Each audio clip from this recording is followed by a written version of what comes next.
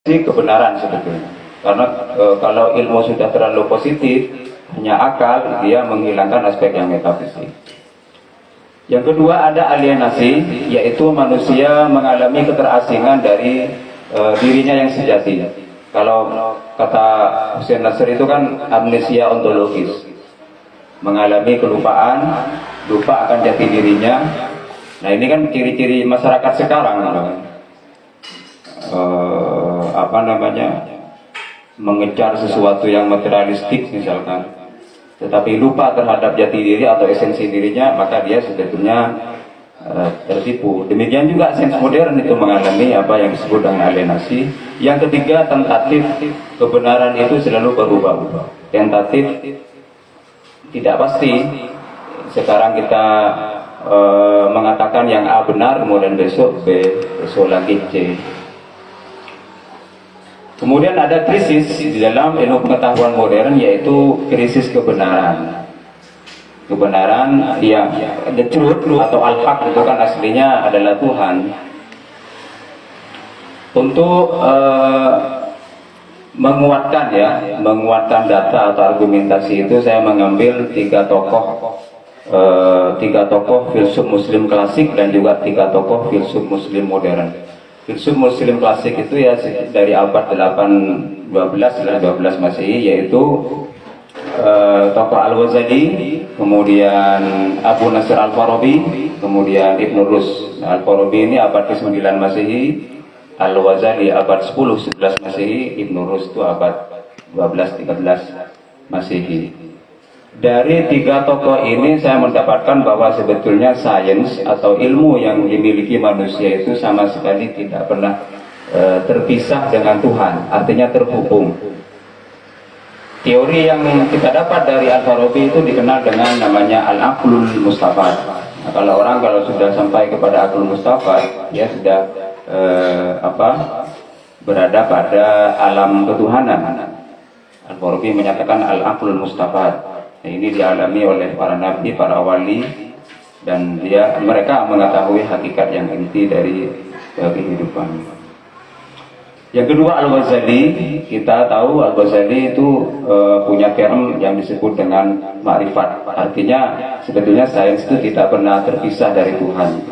Ma'rifat atau laduni. Sedangkan di Ibn Rus kita tahu ada nalar burhani. Nah ini perbedaan antara Al-Ghazali dan Ibn Rus.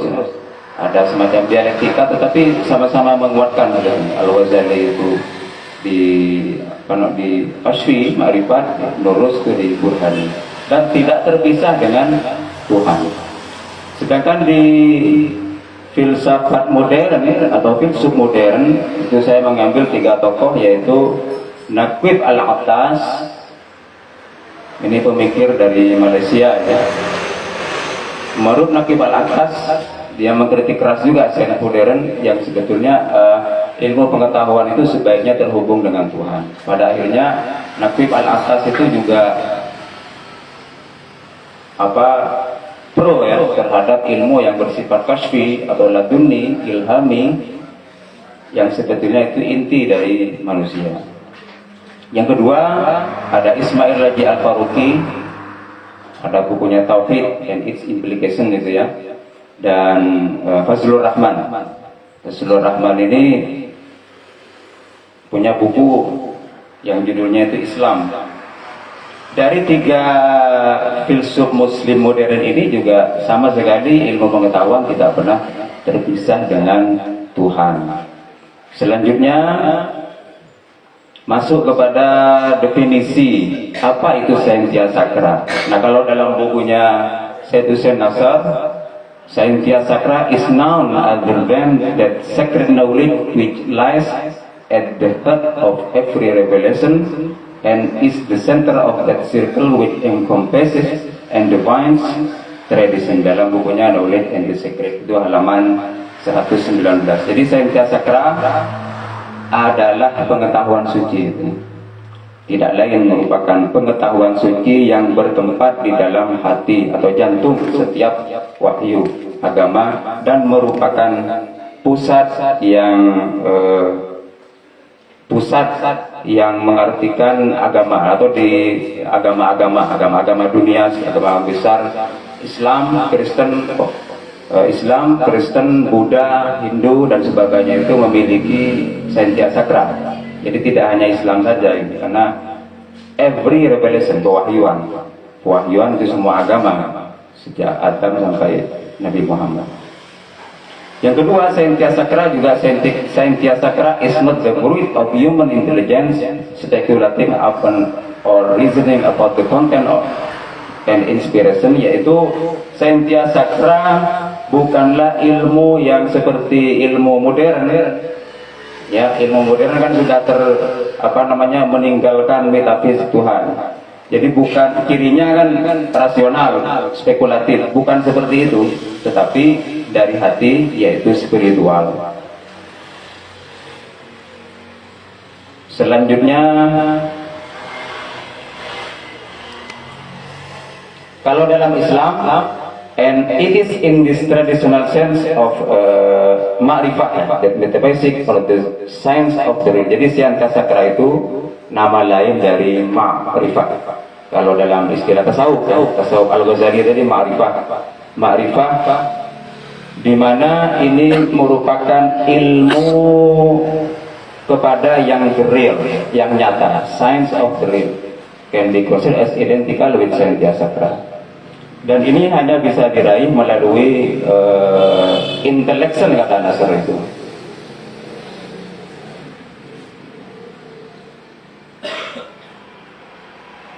Dari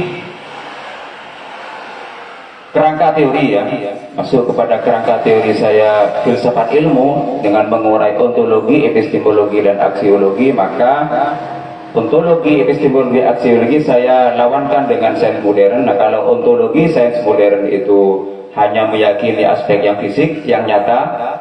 Nah, di ontologi Saintya Sakra itu tidak hanya yang fisik, tetapi semua realitas, meliputi realitas. Kalau dalam Islam ini di bukunya Science Civilization di Nasr itu ada alam syahadah yang kita lihat sekarang ini, kemudian ada alam malakut, ada alam lahut, ada alam jabarut, lahut, kemudian ada alam hahut yang terakhir itu alam huh, itu ya, alam huwa. Kalau dalam istilah tarikat atau tasawuf itu alam yang paling inti. Terus epistemologinya juga seperti itu, ada perbedaan modern dengan Saintya Sakra. Kalau modern itu kan epistemnya rasio, kemudian empiris, positivistik, maka yang di Saintya Sakra itu lebih ke huduri atau knowledge by presence, pengetahuan kehadiran. Sedangkan aksiologi sains modern itu alam ini objek pasif yang bisa diapakan saja. Sedangkan di Saintya Sakra alam ini adalah bukan objek tapi sama-sama subjek. Manusia subjek, alam juga subjek. Alam dan manusia harus saling menghargai karena sama-sama subjek, berarti harus bersifat dialektis, saling menghargai. Kata Nasr itu dalam Man and Nature, alam diibaratkan istri, jadi diayomi, dinafkahi begitu. Kemudian yang pergeseran paradigma, maka paradigma sains modern itu kan dimulai sejak abad 1500. Sekarang sudah 500 tahun lebih, maka paradigma ini karena itu sudah terjadi anomali dan sebuah krisis dan sebagainya. Sekarang ini adalah paradigma Saintya Sakra, atau kalau saya menyebutnya itu yang disebut dengan paradigma theo-antropo scientific etik. Theo itu Tuhan, antropo manusia, sains itu tetap berlatar belakang pengetahuan, kemudian etik, aksiologinya itu etika. Jadi dengan dua pendekatan itu, maka Saintya Sakra ini diupayakan untuk menggeser. Lalu bagaimana formasinya, prospek kesatuan ilmu? Maka saya menggunakan yang kerangka dari Bapak Dr. Ahmad Maimun itu, yaitu kita tidak boleh lepas dari yang namanya dimensi metafisik, dimensi epistemologis yang huduri, kemudian dimensi aksiologis atau tujuan, alam ini punya tujuan dan sebagainya. Dengan itu diharapkan abad sekarang ini adalah abad yang kita mendapatkan kesatuan ilmu itu lebih memihak kepada manusia, memihak juga kepada alam dan secara keseluruhan. Mungkin ini yang bisa saya sampaikan, kurang lebihnya mohon maaf. Assalamualaikum warahmatullahi wabarakatuh. Waalaikumsalam warahmatullahi wabarakatuh. Terima kasih Pak Mahmudi yang telah memaparkan beberapa draft besar buku Sentika sekali. Selanjutnya kita akan beralih ke pembanding satu, yaitu Muhammad Rehan Fajar yang akan memberikan beberapa mungkin catatan kritis mungkin tentang Sentika sekali. Di waktu dan tempat kami silakan. Assalamualaikum warahmatullahi wabarakatuh. Waalaikumsalam warahmatullahi wabarakatuh. Bismillahirrahmanirrahim. Segala puji Allah, salawat dan salam semoga tetap tercurahkan kepada junjungan kita Nabi besar Muhammad Sallallahu Alaihi Wasallam. Pertama-tama yang saya kagumi, yang saya hormati, Bapak Mahmudi,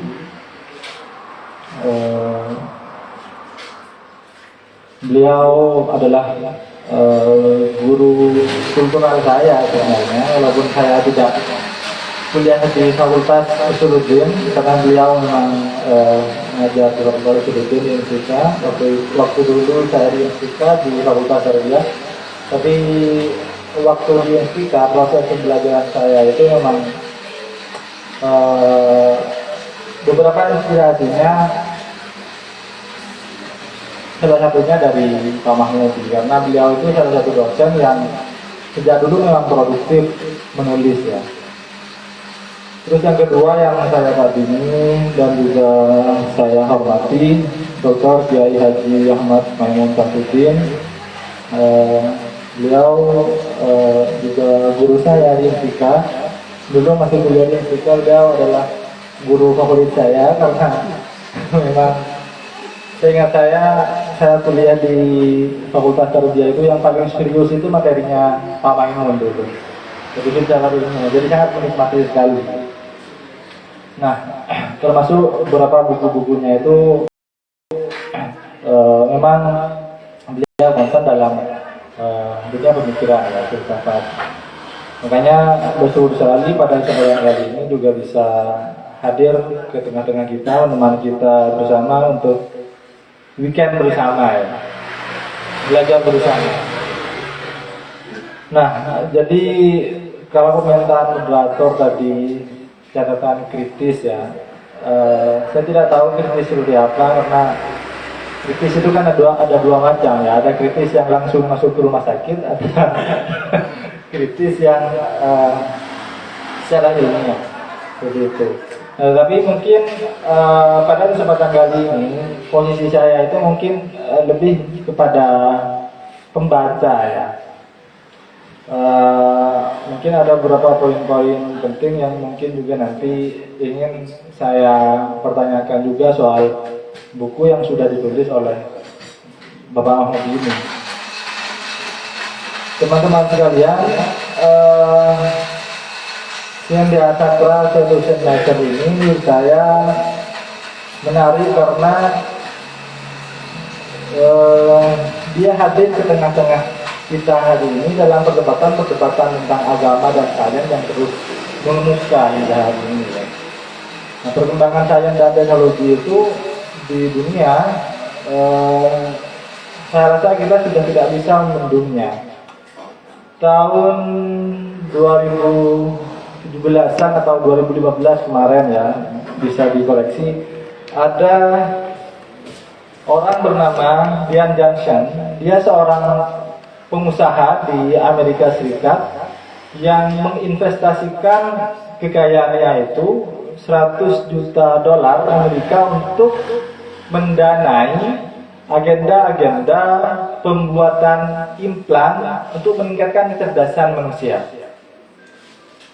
Nah, jadi kajian-kajian sains populer saya kira sekarang, terutama orang-orang kaya di Barat dan para ilmuwan dan para saintis hari ini sedang bersatu untuk menggarap satu agenda yang selama ini bisa kita sebut sebagai transhumanism. Nah, transhumanism ini adalah satu proyek besar dalam sains yang berusaha meningkatkan kapasitas manusia itu bukan melalui doa, bukan melalui ibadah, bukan melalui kedisiplinan diri, tapi melalui eksperimen-eksperimen saintifik. Kita mau jadi kuat, langsung melakukan genetika biologi. Kita mau menjadi cerdas, langsung membuat implan kecerdasan. Ini bukan hanya mimpi, ini memang menjadi proyek yang selama ini sudah berkembang di Eropa ya. Makanya kalau teman-teman baca Homo sapiens-nya Harari itu, jadi Harari itu memang sudah memprediksikan bahwa suatu saat ada satu momen di mana manusia itu bisa meningkatkan diri, tapi bukan melalui agama, tapi melalui kemajuan sains. Nah, dalam bisa dikatakan sebagai manifestonya ya, manifesto transhumanism itu ada satu ajaran, bisa kita sebut ajaran yang disebut sebagai singularitas. Jadi singularitas itu adalah satu wabah di mana kemajuan sains dan teknologi itu sudah tidak bisa dibendung lagi di tengah-tengah kita. Nah, makanya kata Harari itu secara implisit di bukunya dia meramalkan, bukan meramalkan ya, tapi memprediksi ada satu kecenderungan dalam masyarakat global hari ini di mana kajian-kajian sains hari ini justru lebih memiliki segmen popularitasnya dibandingkan agama. Makanya bahkan banyak disebut-sebut agenda-agenda transhumanism itu akan berusaha menggantikan agama. Jadi kalau baca itu kita ngeri sendiri ya sebagai umat beragama, karena memang ada satu agenda-agenda global yang memang proyek-proyek saintifik yang memang berusaha menyaingi agama dan berusaha memang melampaui agama. Jadi berusaha melampaui keterbatasan manusia dengan riset-riset ilmiah dalam bidang sains. Jadi kalau orang yang bodoh, jadi melalui implan kecerdasan yang digarap oleh Brian Johnson ini, jadi berharap nanti tidak ada orang yang bodoh lagi di dunia, karena sudah disediakan implan kecerdasan. Mau kuat sudah ada genetika biologi ya. Bahkan mau hidup abadi, jadi itu bisa bukan apa ya? Hari ini sedang digodok untuk agenda seperti itu. Nah, saya sebut penting buku Pak Mahmudi ini karena menurut saya ini relevan untuk kita baca hari ini, untuk merefleksikan ya, melakukan satu tanggapan kritis terhadap bagaimana perkembangan sains dan agama hari ini. Karena dalam kajian-kajian saintifik utama, mungkin kalau kita baca, terutama dalam pemikiran Barat, sudah banyak orang yang sudah kalau bahasa saya mungkin menyerah ya, bahwa secara paradigmatik sains dan agama ini tidak mungkin untuk disatukan. Kalau kita mengenal filsuf besar Bertrand Russell misalkan, dalam bukunya Science dan Religion itu, di situ bilang bahwa jadi agama dan sains itu memang tidak bisa dipisahkan karena keduanya memiliki kontradiksi fundamental, terutama dalam aspek-aspek aspek-aspek ontologisnya. Terus kedua, misalkan kita bisa menyebut salah satu orang yang juga konsen dalam kajian-kajian saintifik, misalkan seperti Jay Gould, ya. Dia menulis buku tentang Drops of Age. Saya kira ini menarik. Jadi menurut Gould ini tentang perdebatan antara sains dan agama itu berakhir pada, kalau istilah Gould ini dia menyebutnya sebagai teori NOMA. NOMA itu sebenarnya adalah akronim dari non-overlapping ministeria. Ada satu dalil penting dalam NOMA ini, dalam penalaran, dalam argumennya Gould itu, bahwa secara ontologis, secara epistemologis, secara aksiologis, sains itu dan agama tidak bisa dipisahkan. Bukan tidak dipisahkan, tidak bisa disatukan. Secara ontologis misalkan, seperti juga yang disinggung oleh Pak Mahmudi, nah, sains itu tidak meyakini dunia imaterial, tidak meyakini dunia supranatural, karena menurut sains itu yang paling ontologis di dunia ini adalah materi. Makanya menurut saintis, menurut para saintis itu, materi itu bersifat absolut di dunia. Artinya materi itu bersifat independen dari seluruh subjektivitas kita sebagai manusia. Artinya argumen ini mengatakan bahwa ada atau tidak adanya kita, materi itu tetap ada. Seperti itu. Ada atau tidak adanya kita, bumi ini tetap ada. Ada atau tidak adanya kita, bumi ini tetap terbentuk. Nah, jadi argumen-argumen ontologis para saintis kan seperti itu. Sementara dalam agama tidak. Dunia ini, dunia materi itu diciptakan oleh Tuhan yang bersifat supranatural, yang bersifat imaterial. Jadi secara ontologis punya prinsip yang berbeda, makanya tidak bisa disatukan. Juga secara epistemologis. Nah, secara epistemologis itu, kalau sains itu cenderung tunduk pada kerja-kerja saintifik yang bersifat temporal, ya, karena kalau dalam sains itu apa yang menjadi kebenaran hari ini itu belum tentu menjadi kebenaran di hari esok, atau seperti teorinya pergeseran paradigmanya pun yang Pak Mudi bilang tadi. Jadi kalau sains itu tergantung agenda-agenda kerja-kerja eksperimentalnya. Nah, kalau dalam agama, secara epistemologis pengetahuan agama itu memang sudah jelas dari Al-Quran, dari kitab suci yang bersifat sakral. Sakral itu maksudnya suci, ya. Suci ini kalau kita terjemahkan kembali berarti maksudnya dia akan selalu menjadi benar. Artinya absolut, seperti itu.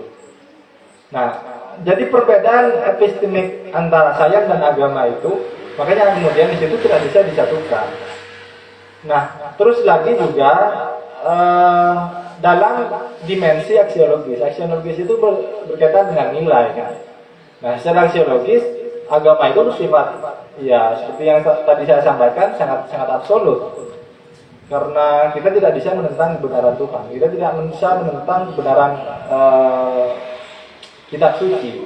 Nah, sedangkan dalam sains itu bersifat, seperti tadi yang saya katakan, bersifat temporal, gitu ya. Artinya kebenaran itu bisa bersifat dinamis. Misalkan seperti perdebatan tentang bumi datar dan bumi bulat, jadi bergeser, kan, seperti itu. Nah, makanya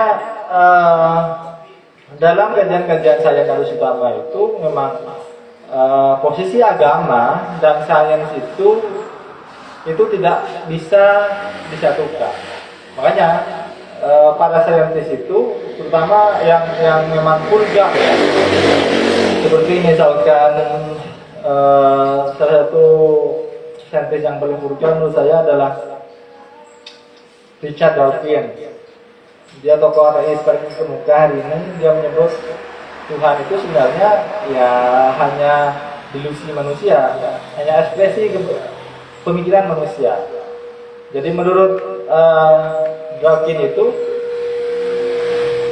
kita itu bertuhan hanya bagian dari proses evolusi manusia. Artinya bukan tidak mungkin nanti ke depan misalkan manusia tidak bertuhan. Gitu. Nah, makanya perdebatan saya dan agama menurut saya mengawalnya di situ. Nah, makanya kita nanti mungkin bisa menguji apakah sentia sakranya Sayyidus Nasr sebagaimana yang ditulis oleh Pak Mahmudi ini, apakah bisa melakukan, kalau istilahnya Thomas Kuhn itu, revolusi ilmiah seperti yang juga ditulis oleh Pak Mahmudi. Revolusi ilmiah yang dulunya agama dan sains itu tidak bisa disatukan, tapi di tangan Nasr melalui sentia sakra apakah mungkin kemudian disatukan? Karena kalau kita baca bukunya Pak Mahmudi itu, atau bagi yang belum baca bisa belinya dulu untuk baca. Jadi sangat menarik sekali. Menurut saya buku ini cukup analitis, terutama untuk mendialogkan bagaimana sentia sakranya Sayyidus Nasr ini berhadapan dengan perkembangan sains sekuler yang hari ini menjadi nafas dari peradaban modern yang kita jalani ini. Nah, makanya pertama-tama itu Nasr seperti juga yang ditulis oleh Pak Mahmudi, melakukan pembacaan kritis dulu terhadap apa yang kita sebut sebagai modernisme ini. Nah, jadi kajian-kajian Chandakra itu bertolak dari kritik-kritik Nasr terhadap proyek-proyek modernisme yang kemudian melahirkan kerja-kerja saintifik seperti yang saya jelaskan tadi itu. Jadi dalam modernisme itu kan semuanya serba rasionalis ya. Makanya para ahli geografi, para ahli geologi itu menyebut era sekarang itu sebagai era antroposen. Antroposen ini adalah era di mana posisi manusia itu menjadi segalanya seperti itu. Nah, jadi keilmuan harus ditentukan oleh manusia sendiri. Melalui apanya? Melalui rasionalitasnya. Artinya sesuatu yang tidak bisa terrasionalisasikan, sesuatu yang tidak bisa diuji secara ilmiah, sesuatu yang tidak bisa ditarik ke laboratorium, itu tidak bisa kita sebut sebagai sesuatu yang valid. Nah, makanya Nasr sebenarnya ingin membongkar kerangka paradigma ini. Kenapa harus dibongkar? Karena menurut bacaan Nasr ada banyak krisis dalam paradigma modernitas ini. Ada banyak krisis yang ditimbulkan melalui agenda-agenda saintifik atau misalkan seperti tadi yang dijelaskan transhumanisme itu ya. Apa saja itu? Krisisnya menurut Nasr adalah yaitu tadi seperti yang saya sampaikan. Jadi sebenarnya kalau ditarik pada ranah lingkungan, nah jadi termasuk misalkan dalam kajian-kajian lingkungan ya, sekarang itu kajian-kajian lingkungan lebih bersifat antroposentrik sesuai dengan visi modernisme itu memang bersifat antroposen. Maksudnya antroposentrik itu dalam kajian lingkungan ini sebagai contoh. Jadi sederhananya begini, semua alam bisa kita rusak, bisa kita eksploitasi untuk kebutuhan manusia. Artinya kebutuhan manusia itu harus menjadi segala-galanya. Nah, makanya kemudian alam dihancurkan, lingkungan dieksploitasi. Jadi sekarang itu banyak para saintifik justru yang tergila-gila bagaimana mencari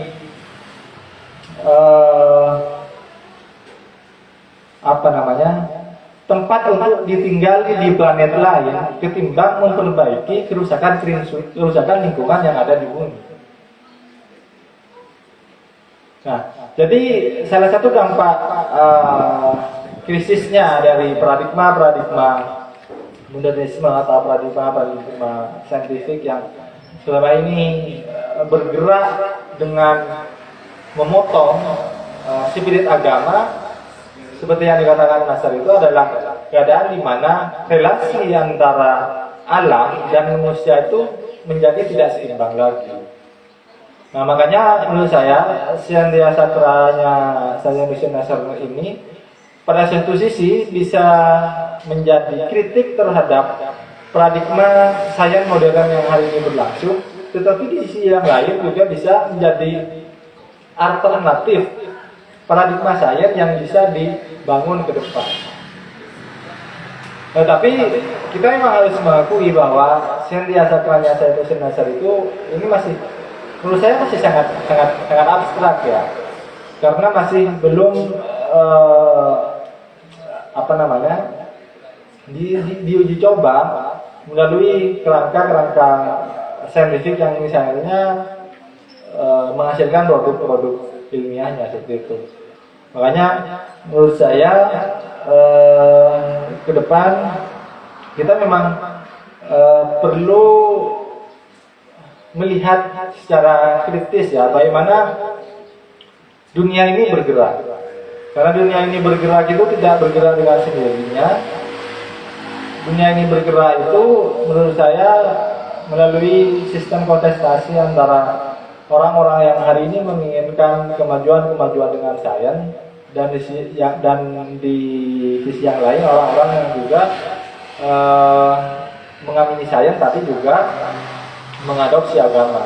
Nah, Syandia Sakranya Sayyid Hussein Nasr saya kira itu berada di posisi kedua karena berusaha mencari ya jalan tengah dalam sains dan agama. Makanya tadi disebutkan oleh Pak Mahmudi itu sebagai ilmu yang suci. Jadi setidaknya gampangnya kalau dalam sains sekuler metafisika itu dipotong. Nah, dalam Syandia Sakra ini sains Nasr itu mengajak agar kita itu melakukan kerja-kerja saintifik, tetapi spiritnya itu berasal dari Tuhan. Nah, karena seperti konsepnya Nasr itu dan di agama kita, sumber yang paling absolut pengetahuan kita itu bukan benda-benda empiris, bukan alat-alat di laboratorium, tapi sumbernya itu berasal dari Tuhan kita semua. Nah, makanya menurut saya ini penting untuk kita refleksikan ke depan. Bukunya Pak Mahmudi itu penting menurut saya karena ini bisa menjadi bisa memotivasi kita untuk melakukan pembacaan ulang terhadap agenda-agenda saintifik yang hari ini sudah bergerak hampir tidak terbentuk. Nah, mungkin itu saja sebagai tematik awal dari saya. Kita nanti bisa berdiskusi panjang lebar. Iya, bukunya ringan, makanya isinya berat kayak gitu. Kalau isinya berat dan bukunya berat, nah itu kesulitan yang mau bawa atau mau beli. Nah, bukunya ringan harusnya mudah dibeli dan ya tidak apa-apa walaupun untuk membacanya butuh kerja-kerja otak yang maksimal. Karena sebenarnya menurut saya tidak ada buku yang berat karena buku itu kalau mau dibaca tidak usah ditimbang sebenarnya. Jadi baca saja seperti itu. Jadi, nah sebenarnya literatur pustaka itu ke depan memang mau mewadahi naskah-naskah yang bersifat abstrak dan relatif diberi stereotip menurut saya. Ini stereotip menurut saya. Jadi buku berat itu sebenarnya stereotip juga. Karena sebenarnya tidak ada buku berat. Asalkan mau mendiskusikan, saya rasa pasti bisa dibaca dengan utuh, pasti bisa dipahami dengan utuh. Makanya literatur pustaka itu ke depan mau mewadahi. Jadi harus utamakan kajian-kajian ketat ini ke tengah-tengah publik agar kita ke depan punya basis literasi yang kuat ya. Karena saya rasa dunia literasi hari ini sudah mungkin sudah terdikte ya oleh kebudayaan milenial yang menginginkan bacaan-bacaan yang santai, bacaan-bacaan yang menyenangkan. Nah, menurut saya harus ada agenda pengetahuan yang mungkin lebih serius sehingga nanti bisa membangun ulang literasi kita yang lebih radikal dan syukur-syukur nanti bisa progresif, bisa berdampak emansipatif terhadap publik secara luas. Mungkin itu saja yang bisa saya sampaikan. Nanti kita menyimak bersama tempat yang kedua, Dr. Kiai Haji Mahmud Syafruddin. Saya juga sebenarnya menunggu juga. Tidak saya lanjutkan. Nah, karena pasti banyak jalan-jalan yang bisa kita pelajari bersama oleh beliau. Itu saja mungkin. Terima kasih. Assalamualaikum warahmatullahi wabarakatuh.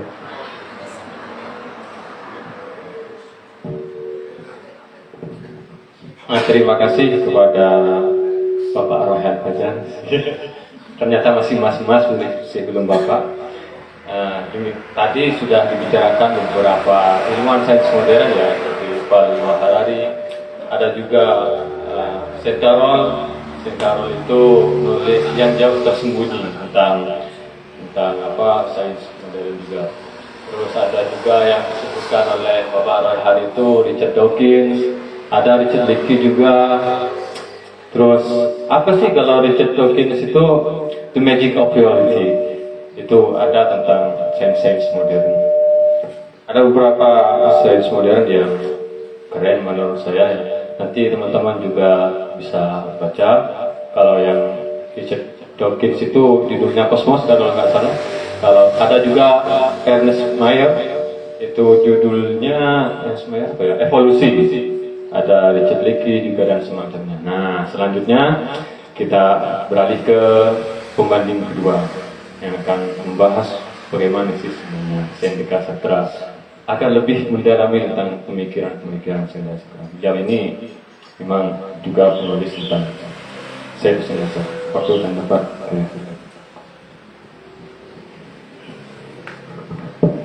Assalamualaikum warahmatullahi wabarakatuh. Bismillahirrahmanirrahim. Alhamdulillahirabbil alamin wassalatu wassalamu ala asyrofil anbiya wal mursalin sayyidina Muhammad wa ala alihi wa sahbihi ajma'in. Amma ba'du. Yang saya hormati Bapak Komisaris mana sih? Komisaris itu sibuk mestinya.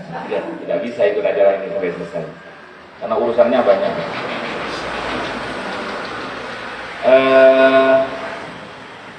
Direktur Literatus, kemarin ada yang mempelesetkannya Literatus Solihah, Literatus Pustaka ternyata kan. Penulis buku Bapak Mahmudi, tadi pembanding Mas Royhan. Pertama, saya penting menyampaikan bahwa saya kaget. Ada di Sumeneb ada penerbitan buku tema yang susah dipahami. Kalau tadi disebut berat, tidak ada buku berat, tapi kalau ada tema yang susah dipahami oleh umumnya orang, ya ada.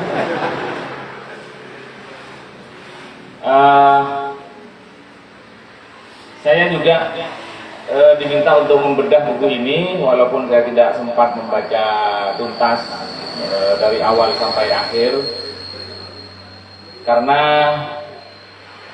biasanya bulan-bulan sekarang dan ke depan ini saya undangannya ceramah maulid, bukan bedah buku. Ini kok malah bedah buku, sehingga saya harus mereview ulang gimana caranya membedah buku, sehingga kalau nanti terampil membedah itu kan menjadi spesialis bedah buku. Saudara-saudara yang saya hormati, bahwa buku ini tidak mudah dipahami oleh kebanyakan orang, ya. Bahkan saya juga tidak mudah.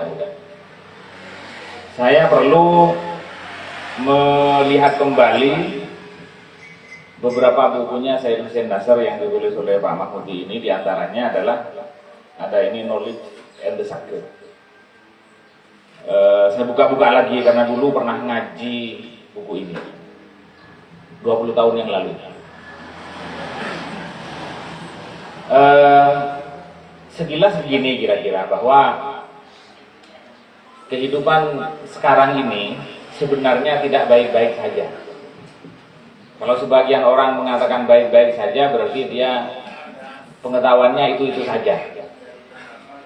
Karena sebenarnya pengetahuan kehidupan kita sekarang ini tidak baik-baik saja. Ada masalah yang serius. Kalau orang-orang Barat, termasuk juga para ilmuwannya, sebenarnya banyak yang resah, banyak yang gelisah sebenarnya. Kalau orang awam itu kan ya tenang saja karena memang tidak tahu apa-apa. Jadi kadang-kadang memang enak juga tidak tahu apa-apa. Bahwa ada krisis ini, ada krisis ini, yang susah mikir itu yang pintar-pintar. Yang setengah goblok dan goblok itu ya aman saja. Ada apa? Gak ada apa-apa kok. Kayak kita naik mobil, kemudian sopir itu kan merasa sudah ada nggak beres ini, kok bannya begini, kemudian ada mesin begini. Karena sopirnya tahu, dia sudah mulai khawatir, dia sudah mulai tidak cepat, tapi kan penumpangnya enak saja tidur. Kenapa? Karena dia tidak tahu. Nah, yang ditulis oleh Pak Mahmudi ini adalah bagian dari kegelisahan orang-orang yang tahu tentang situasinya. Bahwa sains modern yang disebut sedemikian maju, peradaban modern yang membuat kita kagum itu sebenarnya tidak baik-baik saja. Para ilmuwannya sudah mengalami kegelisahan-kegelisahan. Kok bisa jadi begini ya kehidupan kita ini? Kenapa gelisah? Karena dulu dengan ditemukannya mesin-mesin di revolusi industri dari Inggris, kemudian revolusi ilmiah di Prancis, di Barat dan seterusnya, orang membayangkan bahwa nanti ketika sains ini terus maju, maka tidak ada lagi kemiskinan. Tidak ada lagi penyakit-penyakit serius.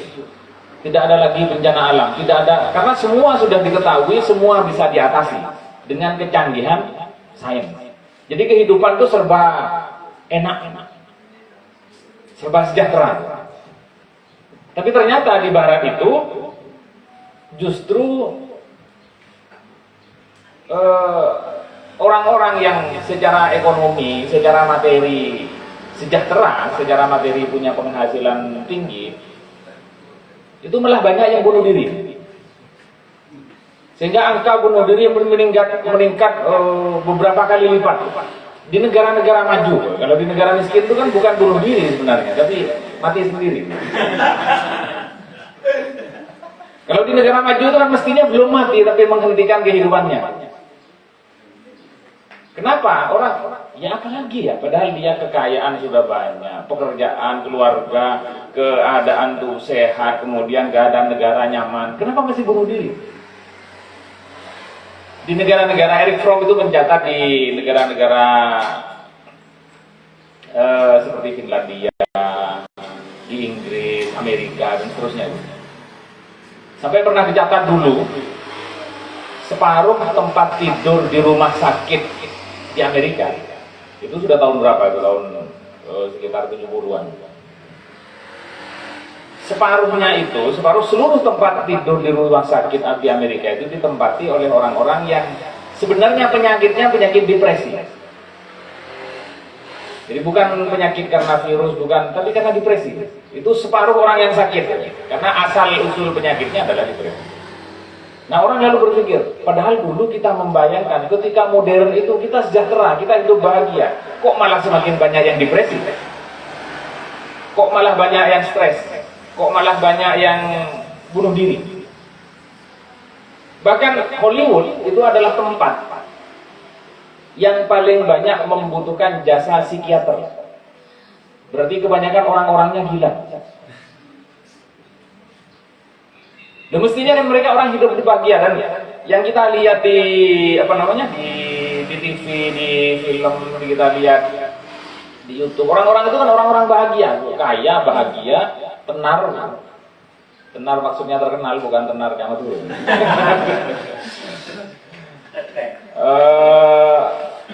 Mesti bahagia dan kita ingin hidup seperti mereka kan? Kalau kita melihat Leonardo DiCaprio, kita lihat Justin Bieber, kita lihat artis-artis begitu itu kan, idola semua kan mereka. Padahal di perkampungan mereka itu adalah perkampungan yang paling banyak membutuhkan jasa psikiater. Sehingga kita berkesimpulan bahwa sebenarnya mereka adalah orang-orang yang tidak bahagia. Sehingga di berbagai negara jurusan psikologi itu termasuk jurusan favorit. Karena orang gila makin banyak. Orang tidak bahagia itu makin banyak.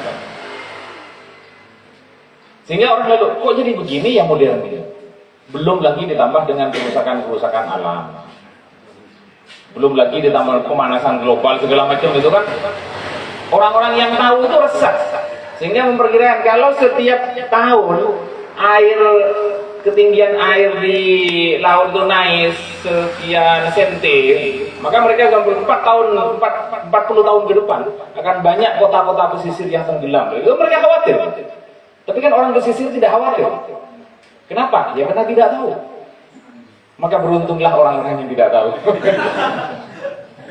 Sehingga tidak perlu mikir apa-apa. Sehingga mereka presentasi ke depan pejabat membuat kebijakan, menyusun anggaran segala macam itu, jadi susah sekali ngurusnya. Padahal yang diurus itu nggak merasa ada apa-apa.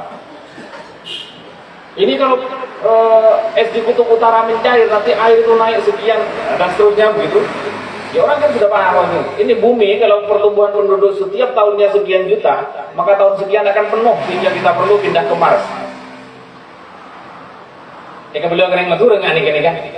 Eng kita ringon umur de Pak mun laku kon mati duna. Ada lah. Jadi terus gimana kita mau berbicara dengan hal-hal yang begini ini? Sehingga akhirnya apa?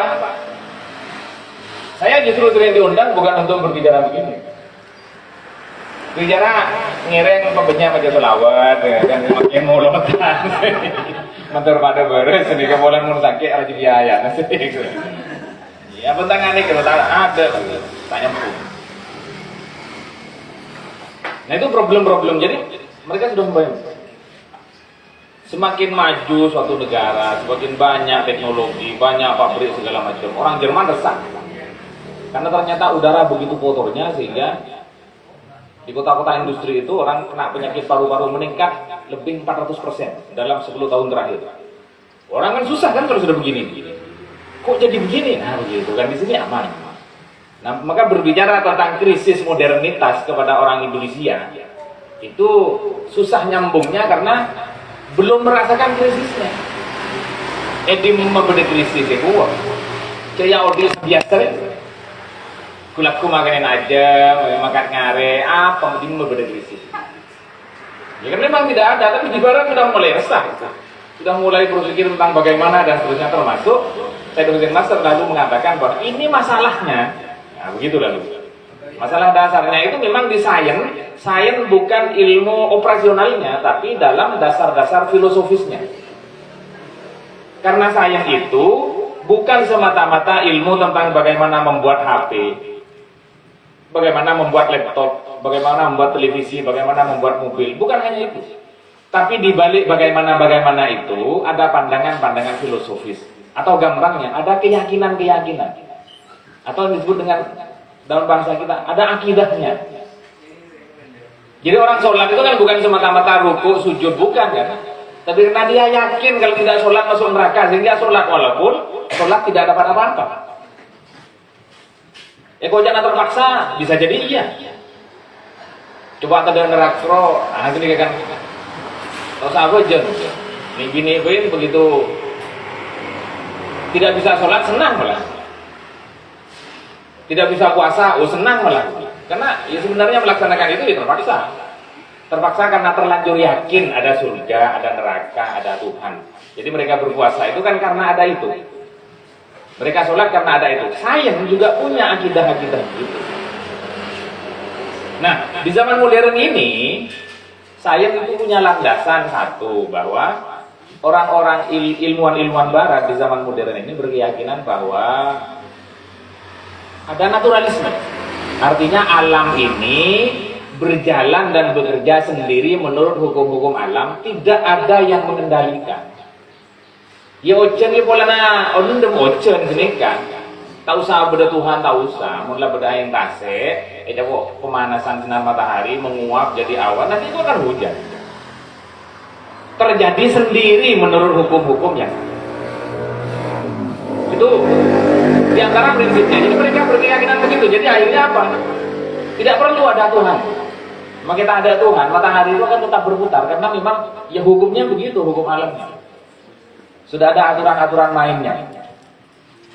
Makanya ketika Simon Laplace itu menyerahkan buku astronomi yang lebih dari sekitar 1000 halaman kepada Napoleon Bonaparte, diserahkan ini persembahan kepada sang raja. Napoleon bertanya, dalam buku yang setebal ini, kamu membahas bintang, bulan, planet segala macam dengan berbagai gerakannya. Kira-kira peran Tuhan di mana? Apakah ada Tuhan yang mengatur ini semua? Tuhan, kamu jelaskan bagaimana di antara perputaran bintang, bulan, planet, bumi, dan segala macam. Dia mengatakan lalu, saya tidak butuh hipotesis itu. Bulan ternyata gini kakak dia bahas alam segala macam ini, tidak perlu memasang Tuhan. Kenapa? Maka kita ada Tuhan, alam ini berjalan begitu. Nah itu orang-orang modern itu dulu berkeyakinan. Di antara akidahnya akidahnya orang modern yang melahirkan sains itu, di balik sains itu ada keyakinan para ilmuwan bahwa alam ini berjalan sendiri yang disebut sesuai dengan hukum alam. Ditambah lagi bahwa ada keyakinan determinisme. Determinisme itu artinya tadi itu. Kalau api memanaskan air sepanas 10-100 derajat, lalu selama 5 menit itu pasti nguap. Jadi hukum serba kepastian. Jadi ini HP ini dilempar ke atas, pasti jatuhnya ke bawah. Sehingga tidak ada Tuhan pun HP ini kalau dilempar ke atas, jatuhnya ke bawah. Dan terus buat apa ada Tuhan? Nah itu dalam pandangan mereka begitu. Karena apa? Ya alam ini deterministik. Sesuatu yang serba pasti. Jadi kalau kita makan ya kenyang, tidak makan ya lapar. Terus barang ini kita panaskan ya panas. Kalau tidak kita panaskan ya tidak panas. Kalau kita dinginkan yang membeku, air itu kalau didinginkan membeku, kalau dipanaskan menjadi air, dipanaskan lagi menguap. Besi sekalipun dipanaskan dia menguap, dan pasti sudah begitu. Maka orang hanya tinggal memahami kalau ini dibeginikan bagaimana, kalau ini dibeginikan bagaimana. Sehingga tidak perlu, Tuhan itu ada apa enggak? Enggak penting. Untuk apa ngurus Tuhan? Makanya tadi disebut, Tuhan itu sebenarnya hanya hipotesis. Dugaan yang belum terbukti kebenarannya. Bisa jadi iya, bisa jadi tidak. Lalu, orang-orang modern juga percaya bahwa apa yang kita tahu ini ya kita bisa mengetahuinya walaupun juga tidak perlu Tuhan. Kalau kita lihat sesuatu maka kita lalu menjadi tahu. Yang bisa kita ketahui itu yang bisa kita lihat, yang bisa kita dengar, yang bisa kita ukur, dan itu yang disebut dengan positivisme. Nah ilmu-ilmu modern juga begitu. Maka akhirnya apa? Kalau tidak bisa dilihat, didengar, diukur pakai alat segala macam, itu berarti tidak ada. Makanya wajar kalau dokter di dalam dunia kedokteran tidak ada sihir. Kenapa? Ya sihir kan tidak bisa dipahami secara positivistik. Maksudnya tidak bisa dilihat dengan mata, tidak bisa dilihat pakai radar, tidak bisa dilihat pakai USG, tidak bisa buat. Mau temu pak, kok masuk dalam nambuk? Mak bisa masuk ya. Seher di rumah, masuk yang lebih dari itu harus dioperasi. Caranya bagaimana? Nggak tahu, kok bisa ya? Jadi bagi mereka mungkin kembung tabu itu liver. Seher bukan. Karena apa? Tidak bisa diketahui. Maka yang bisa kita ketahui itu yang bisa kita tangkap dengan indera atau alat-alat bantu indera. Selebihnya tidak ada. Maka sains itu yang begini, makanya lalu sains menjadi disebut dengan ilmu empiris. Karena tidak mengakui, akhirnya tidak mengakui yang tidak empiris. Nah terus, dengan keyakinan seperti itu, lalu sains itu untuk apa? Untuk membuat manusia hidup enak. Jadi secara aksiologis sebenarnya pragmatis dan hedonis. Untuk apa kita buat mobil? Ya biar cepat sampai. Apa yang mau cepat sampai? Ya nyaman. Ya akhirnya kan nyaman. Kenapa kita harus buat makanan begini? Ya malah nyaman. Sehingga tujuan semua kegiatan itu cepat nyaman, Bu. Lalu dibahasakan dengan kesejahteraan, kebahagiaan. Mereka akan disebut nyaman, bahagia kalau semua kebutuhan secara material terpenuhi. Jadi orang yang usaha di rumah, usaha di mobil, usaha di gaji, usaha di pangkat, usaha di... Kenapa? Ya ini semua yang membuat kita nyaman hidup. Karena kalau di BC pulangnya nongkus sedikit ya. Makin di BC, mau beli barang yang tak nemu saya beli aja malah nanti. Jadi orang macam nggak nih kongku. Nah lalu sains itu melakukan riset-riset untuk memenuhi kebutuhan kenyamanan itu. Kalau dulu di zaman-zaman awal teknologi itu untuk kemanfaatan. Tapi di zaman lain untuk membuat nyaman, dan nyaman itu tidak hanya bersifat fisik tapi juga bersifat perasaan. Jadi lambe orang yang pakai mobil ini cet untuk kok ngangkok ongku, yang ngangkok orang, ngangkok barang sendiri cet. Tapi sekarang mobil kan tidak lagi hanya untuk kok ngangkok. Karena mungkin ngangkok orang sekeluarga dengan anak istri satu,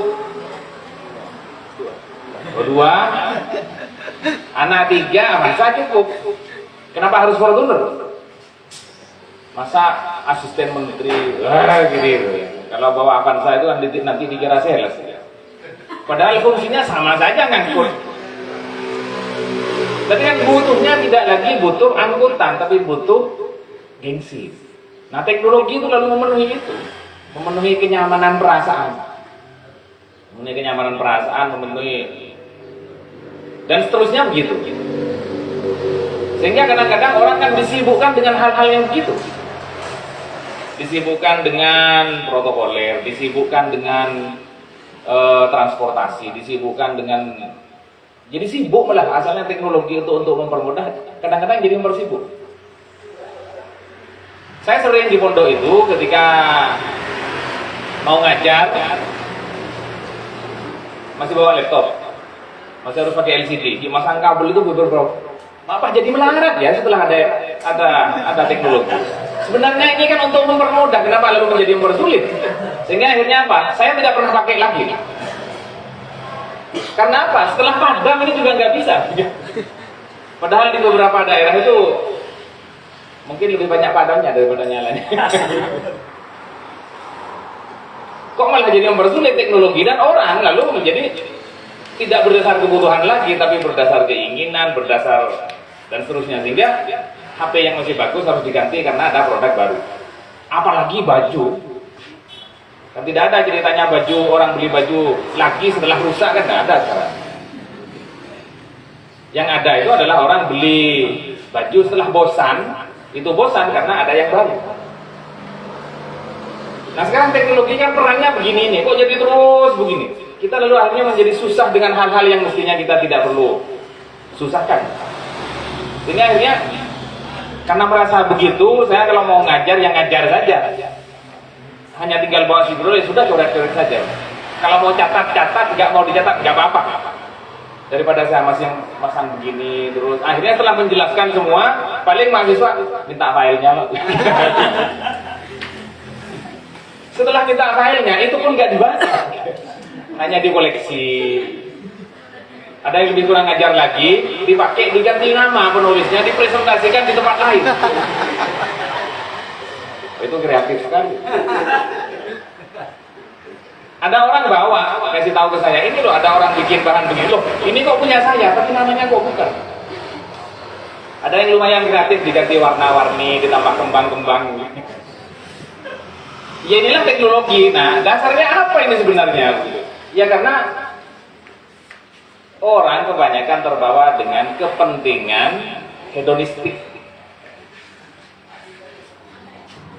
Dan ini betul-betul dimanfaatkan oleh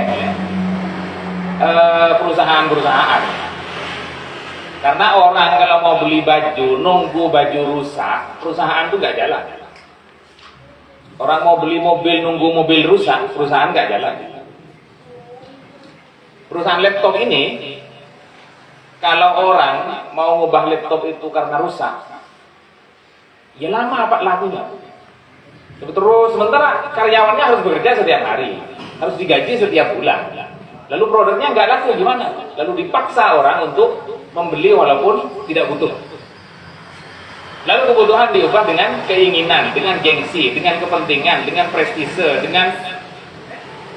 Nah sebenarnya hidup kan yang betul kata orang-orang sekarang. Hidup itu sebenarnya biayanya murah, gayanya itu yang mahal. Hidup itu kan tinggal makan satu piring, baju 1, 2, 3 cukup. Tapi kan kalau untuk kepentingan gaya jadi mahal. Makan itu kalau gaya itu mahal.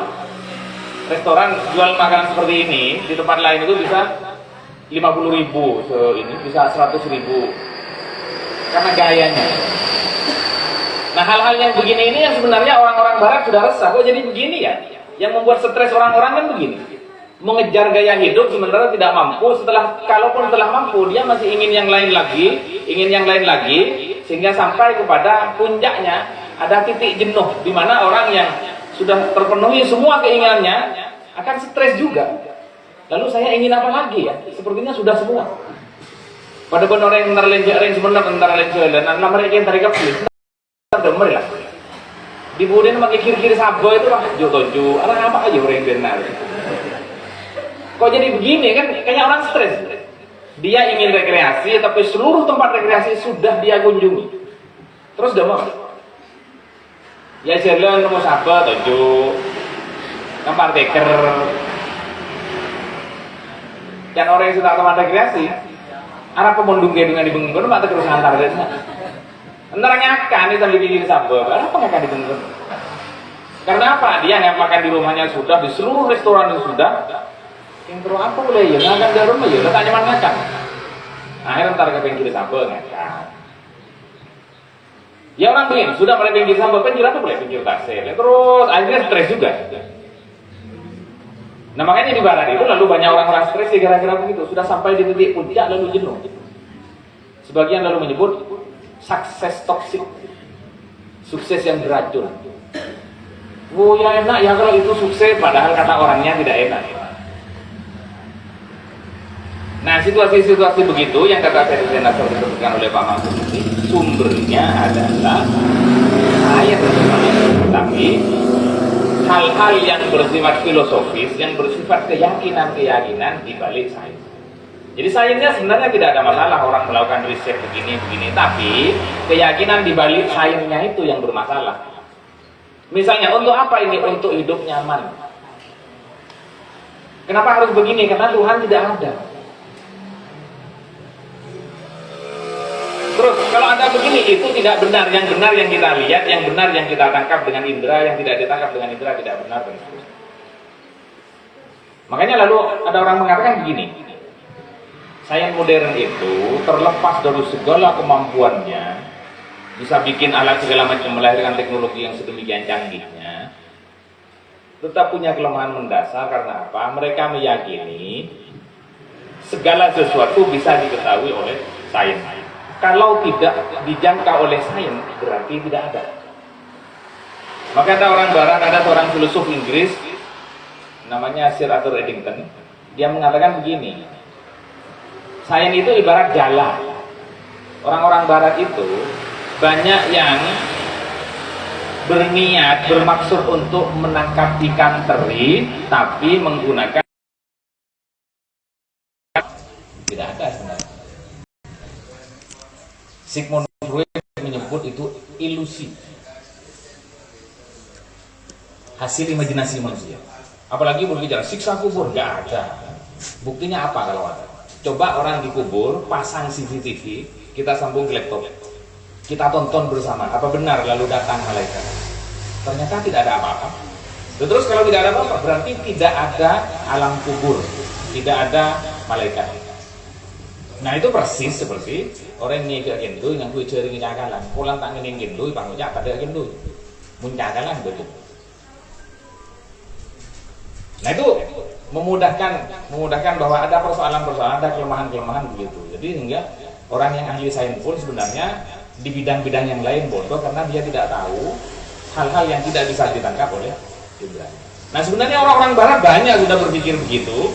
Said Hussein Nasr ini salah satunya. Dia memang bukan orang Barat asli, tapi orang Iran. Tapi kemudian kan tinggalnya di Amerika. Dia berkarir intelektual di Amerika, ngajar di mana-mana, nulis, kemudian ceramah segala macam. Yang dibicarakan ya begini-begini. Bahwa ada persoalan prinsip bagi orang-orang modern, yaitu mereka membuang aspek-aspek ketuhanan, membuang aspek-aspek rohani, atau membuang hal yang sakral.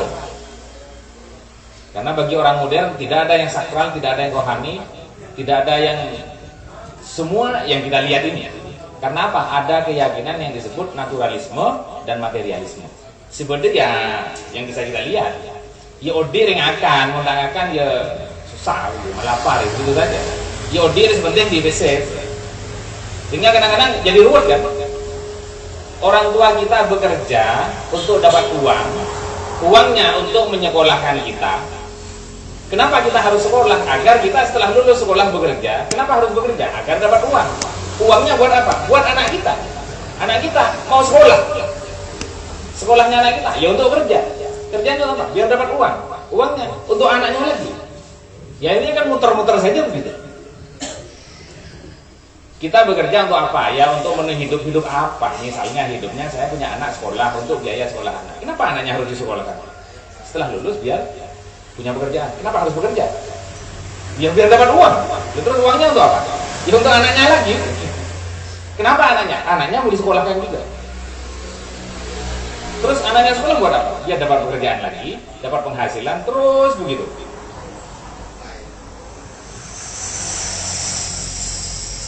Nah karena ada hal-hal yang lain yang orang tidak melupakan untuk memikirkannya karena digempur terus-menerus dengan hedonisme, dengan materialisme, bahwa sekocak orang sukses, orang soki, sekocak orang nyaman odi, orang nyampe senah, sekocak. Jadi semua memburu itu. Lalu lupa yang lain bahwa manusia itu punya rohani, punya hati, punya perasaan yang butuh dirawat juga. Nah hal begitunya yang hilang. Sehingga Hussein Nasr dengan bermodal pengetahuan tasawuf itu lalu dia ceramah kemana-mana tentang ini. Termasuk dalam sains, maka ilmuwan juga harus berkeyakinan Tuhan itu ada. Alam ini sesuatu yang tidak hanya bersifat material, tapi juga punya dimensi spiritual. Dalam bahasa kita, alam ini juga hidup. Batu akhir itu hidup. Karena apa? Kata Quran, semua yang ada ini bertasbih. Maka jangan sembarangan memperlakukan mereka. Mereka juga harus dirawat karena mereka juga hidup dalam tanda petik yang hidupnya beda dengan kita. Nah orang modern melihat alam ya alam. Ini semua diambil untuk dikuasai. Kenapa muncul begitu? Karena dulu orang-orang pinter di zaman Yunani itu makin pinter apa kunde ya. Artinya banyak filosof, bersokrates, Aristoteles segala macam. Tapi kan ternyata ajaran bekun pacaran. Kurang pintar apa Aristoteles, tapi ternyata tidak melahirkan teknologi. Nah, kata orang Barat, masalahnya mereka terlalu sibuk dengan yang metafisik, tidak berpikir konkret. Nah, ketika revolusi ilmu pengetahuan dan industri, pikiran-pikiran filosofis itu diturunkan menjadi teknologi, jadi dipikirkan konkret. Dari cara, nah, kalau kita mau bikin ini, kalau kita mau bikin ini. Nah terus itu yang berkembang akhirnya lupa bahwa di balik sesuatu yang konkret itu ada yang tidak konkret, ada keyakinan-keyakinan. Di balik manusia yang fisik ini ada rohaninya. Di balik tumbuh-tumbuhan yang bersifat fisik ini juga ada rohaninya. Lambok terlalu rohani, Sehingga lebih banyak tafakkurnya, kurang intifaknya kalau dalam bahasanya tafsir Jalalain. Jadi alam ini diciptakan untuk apa? Untuk intifak, untuk dimanfaatkan, lian tafi'u bihi, agar kalian bisa memanfaatkan ini, tapi juga liat tabiru, untuk iktibar, untuk direnungkan. Nah, merenungkannya itu yang masuk pada aspek filosofis. Nah, jadi salah satu suara yang menginginkan perbaikan sains agar lebih memberikan dampak yang baik kepada manusia, kepada peradaban manusia adalah Zain Nasr, seperti para ilmuwan-ilmuwan yang lain. Di bidang astronomi ada Arthur Peacock. Mereka mengatakan, alam ini memang dirancang by design. Karena sebagian orang seperti yang tadi disebut itu, Richard Dawkins dan teman-teman itu menurut alam ini sesuatu yang material, yang natural, tidak ada desain-desain apa-apa. Jadi manusia itu hidup ya kebetulan saja yang hidup manusia. Dinosaurus kebetulan yang musnah ya dinosaurus, kebetulan saja. Tapi kata ilmu, jangan berpikir begitu. Karena apa? Alam ini begitu rapi, kalau disebut tidak ada yang merancang. Jadi alam ini sebenarnya dirancang. Jadi kalau ada makhluk yang punah dan tidak punah, bukan semata-mata karena seleksi alam, tapi karena memang didesain oleh Tuhan. Jadi bumi menjadi tempat manusia ini bukan kebetulan. Dari sekian miliar planet, kenapa bumi yang ada manusianya? Enggak, ini bukan kebetulan, ini dirancang. Kata ilmuwan yang ada, enggak, ini kebetulan bumi yang ditempati. Kebetulan yang ada makhluk hidupnya bumi. Yang lain ya kebetulan tidak. Nah, di bidang astronomi itu begitu. Kemudian ada juga di bidang fisika. Mereka mengatakan bahwa alam ini serba teratur, mekanistik. Ini pasti begini, ini pasti begini, ini pasti begini. Jadi api itu pasti panas, kalau panas itu kena ke air itu akan menguap. Ya, pasti terus begitu. Kata ilmuwan-ilmuwan belakangan, seperti para ahli fisika kuantum, Werner Heisenberg, kemudian Niels Bohr dan lain-lain, mereka mengatakan ya mungkin di dunia yang agak besar, dunia-dunia besar ini, dunia yang tampak bisa kita lihat ini mungkin bisa dilihat teratur begitu. Tapi di dunia subatomik, di fisika molekuler, ketika mereka melakukan penelitian tentang fisika kuantum, di dunia kuantum itu tidak ada yang pasti. Jadi disebut indeterministik. Kalau HP ini dilempar ke atas pasti jatuh ke bawah, tapi di dunia subatomik tidak pasti begitu. Sehingga misalnya proton itu sama dengan kalau ditaruh di sini dia akan bergerak kemana? Tidak ada yang tahu. Sama dengan meletakkan anak kecil di tengah lapangan, lalu tebak dia akan bergerak kemana? Selatan, utara, timur, barat, atau kemana? Jadi kata para ahli fisika kuantum, fisika yang disebut ilmu yang serba pasti itu sebenarnya di bagian-bagian yang terkecil itu malah tidak pasti. Dan kalau tidak pasti itu terus mana kepastiannya? Lalu siapa sebenarnya yang mengendalikan ini semua? Lalu mereka mulai bertanya-tanya, sebenarnya Tuhan tuh ya apa ya? Kok bisa jadi begini ya? Ya kalaupun alam itu ada hukum-hukumnya, lalu yang bikin hukum itu siapa ya? Nah, sehingga kalau dulu ilmu itu tidak pernah membicarakan Tuhan, sekarang mulai banyak orang yang berpikir tentang Tuhan. Masa iya alam yang sebegini ini tidak ada yang menciptakan? Sama dengan misalnya kita pergi ke dalam hutan, katanya di hutan ini masih belum terjamah oleh siapa. Tapi begitu sampai di tengah hutan, ada taman yang begitu indah, pohonnya berbaris rapi dengan tinggi yang sama persis. Apakah yang akan kita pikirkan? Apakah kita akan tetap menganggap bahwa itu terjadi alamiah? Tidak mungkin pohon itu tumbuh lurus, tingginya besar kalau itu tumbuh sendiri. Alam ini kan sudah begitu rapi, jangan-jangan memang ada Tuhan. Lalu akhirnya mulai, harus ada Tuhan ini. Lalu fisika sekalipun berbicara tentang Tuhan. Astronomi bicara tentang Tuhan, biologi juga begitu. Karena dulu masalahnya mereka Tuhan tidak penting, akhirnya Tuhan tidak ada. Yang ada, yang tampak-tampak saja. Jadi kita ngurus yang tampak, yang tidak tampak tidak perlu diurus.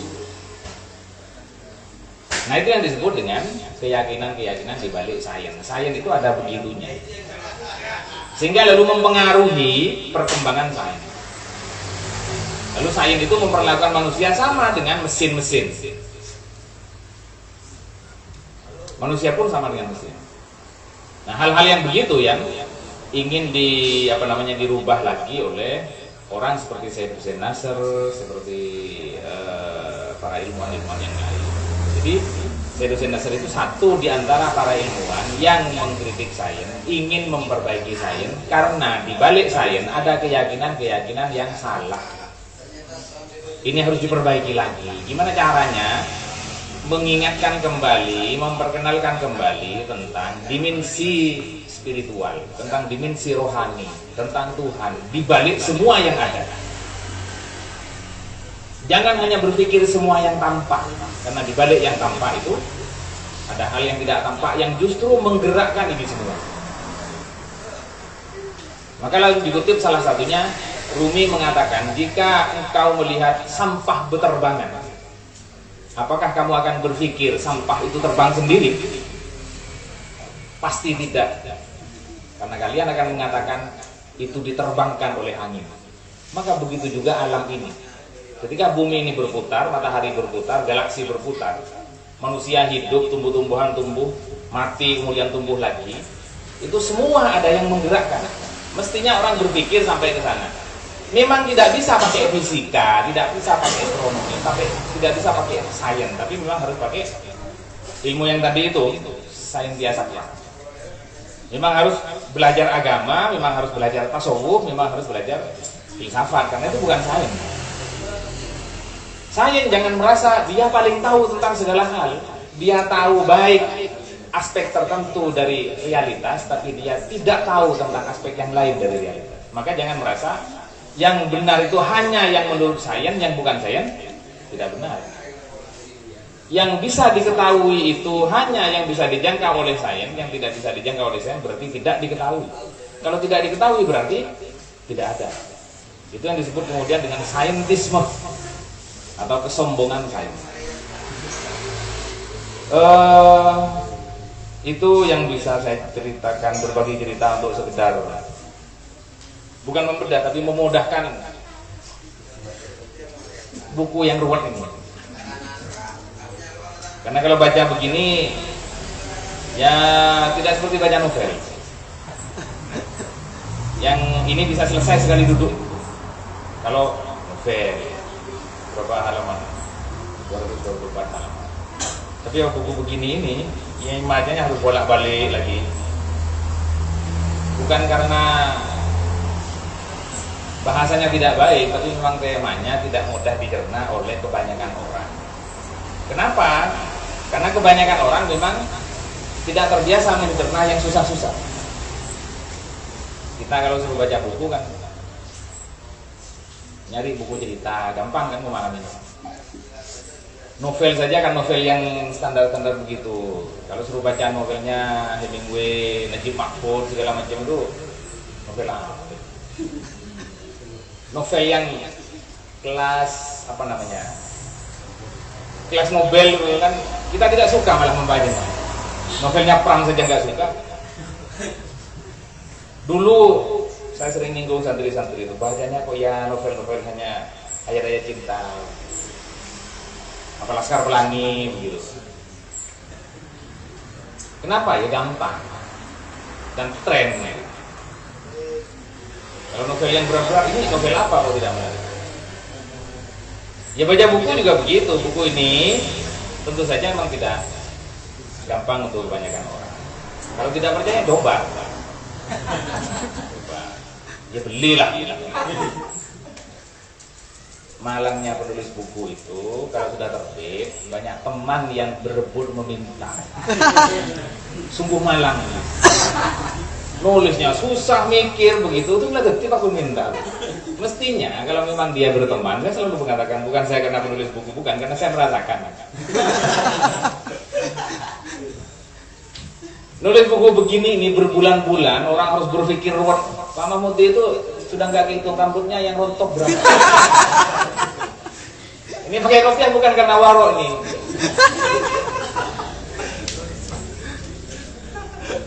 Sudah mulai boxy, botak seksi.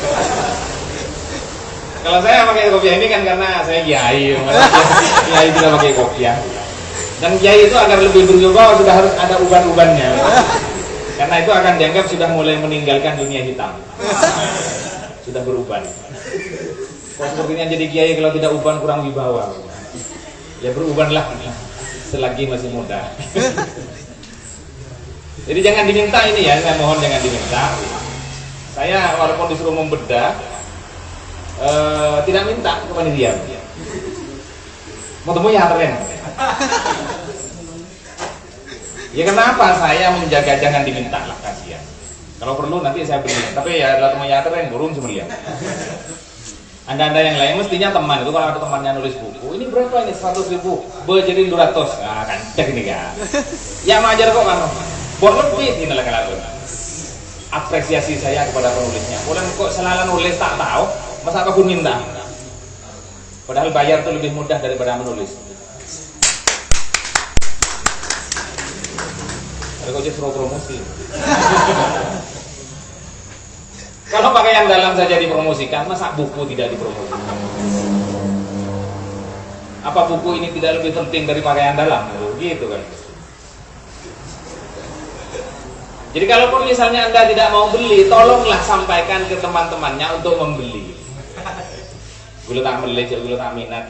Minimal kemudian berarti pembantu pemasarannya. Ya kena berduaan marah mele begitu, mentah mele TV nyuruh orang mele lah. Bon mele bah aja tanya mon kau sini kemale talik. Masa saya jual tak mele? Pun pertanyaan, apakah saya jual tak mele? Ya bisa tak mele, bisa. Begitu ya. Jadi saya kira orang-orang yang hadir ke tempat ini termasuk ini para direktur dan dalam tanda petik ini sebenarnya orang-orang gila ya. Orang-orang gila. Kenapa saya sebut gila? Karena kebanyakan orang tidak mau ngurus begini-begini. Kok masih ada ya orang mau ngurus begini? Sekarang orang semuanya sudah mau, misalnya yang agak tertitik mau masuk politik, yang agak malas-malas sedikit ya palinglah nyeles gitu. Jualan online lah ini. Tapi kok dia Pak berarti ya orang ngurus nyari. Menerbitkan buku yang berat lagi, terus ini mau dijual kemana, nggak mikir, ini penting berat. Yang penting terbit misalnya. Sehingga saya berharap orang-orang yang di sini, ya mari kita belajar bersama, mumpung lagi sempat. Ini ke depannya bagaimana, sudahlah, tidak usah dulu. Yang penting ini terbit. Apakah ini literatur akan terus berkembang, Gramedia sudah mau collab dan segala macam, ya biarkan saja. Ya. Yang penting ini jalan, sepenting saya sudah melakukan sesuatu. Nah, itu sudah bagus daripada mengeluhkan situasi. Sekali lagi terima kasih kepada semua peserta, semua pelaksana, panitia pelaksana. Mudah-mudahan ada manfaatnya. Demikian dari saya. Assalamualaikum warahmatullahi wabarakatuh.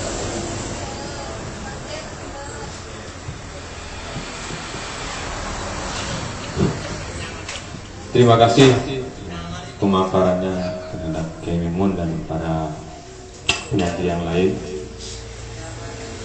Saya pernah membaca buku yang karya Syekh Husni Nasr judulnya Tuhan Alam dan Manusia. Dalam buku itu Syekh Husni Nasr bertanya sekaligus menjawab, mengapa dunia Barat begitu canggihnya? Dunia sains di Barat sangat berkembang besar, mesin-mesin di sana banyak diciptakan. Sedangkan di Timur itu nyaris tidak begitu banyak perkembangan di bidang teknologi dan sains. Jawabannya karena di Barat tujuan akhir mereka hidup adalah benda-benda material seperti itu tadi. Sedangkan di dunia Timur masih ada loh, di balik benda-benda materialis, benda-benda yang tanpa ini masih ada tujuan hidup yang melampaui hal itu. yaitu keyakinan beragama mungkin.